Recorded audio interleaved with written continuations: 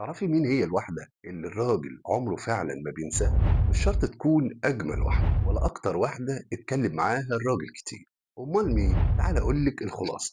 الواحدة اللي خلت قلبه هادي ومش قلقان، عقله مرتاح وما بيفكرش كتير، اللي كانت بتفهمه من غير ما يتكلم، اللي حس معاها إنه مش مضطر إن يشرح أو يوضح، الإنسانة كمان اللي شافته على حقيقته وقبلته على كده زي ما هو، بالحاجات الحلوة اللي فيه والحاجات الوحشة، وسكتت على حاجات كتير علشان بس كانت بتحبه. لما كان كل ما يغلط كانت بتعاتبه بهدوء، اللي كانت بتدعي له من قلبها وهو ما يعرفش، واللي كانت بتخاف عليه أكتر من نفسها، وشاف بعينيه ده مش تمثيل. الواحدة كمان اللي ما كانتش بتطلب كتير، وجودها في حياته هو الأمان بالنسبة له، اللي ضحكتها كانت بتهون عليه أي تعب، وكان بيحس معاها إنه طفل صغير. الإنسان اللي كانت بتحبه بدون أي شروط، ومع الوقت بقى وحصل وبعد عنها، كل ما يشوف واحدة في تصرفاتها وفي كلامها شبهها بيفتكرها وقلبه بيوجعه فعلا.